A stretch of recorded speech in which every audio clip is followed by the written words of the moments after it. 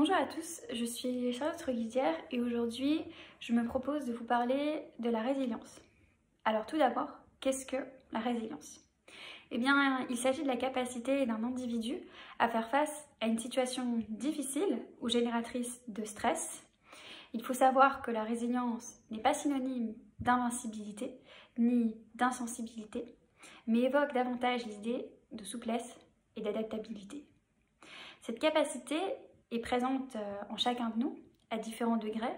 Elle dépend de notre parcours de vie et de notre environnement. La période de crise sanitaire que nous vivons actuellement peut être génératrice de stress et c'est pourquoi je vous propose quelques conseils qui peuvent être utiles afin de maximiser votre potentiel de résilience. Premièrement, nous savons que la capacité à rebondir est un élément important dans le processus de résilience. Un des moyens de rebondir peut être par exemple de prendre soin de soi. Cela peut se traduire par l'aspect physique, en prenant un bon bain, en pratiquant une activité sportive, ou mentale, en prenant le temps de se reposer, ou tout en pratiquant une activité favorable à la détente, telle que la relaxation. Concrètement, adonnez-vous à des activités saines qui vous font du bien.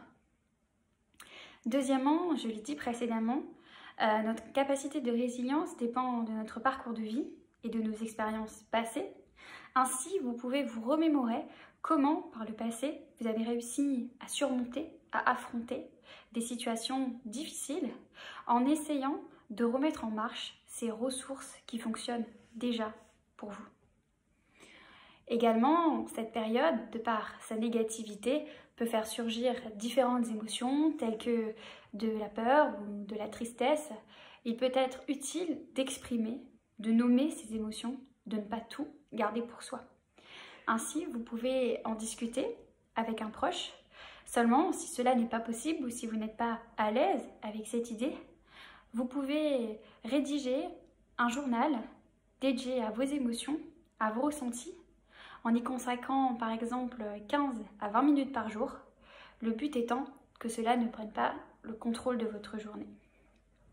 Dernièrement, il est également essentiel de continuer de se fixer des objectifs, de se projeter. Mais attention, ces objectifs doivent être atteignables. En effet, c'est d'atteindre ces petits objectifs qui vous permettra d'attirer votre attention sur le positif et pourquoi pas d'augmenter votre sentiment d'auto-efficacité.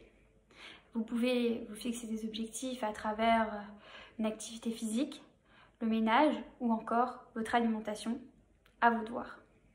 Voilà, j'espère que ces conseils vous auront été utiles. Bon courage à tous.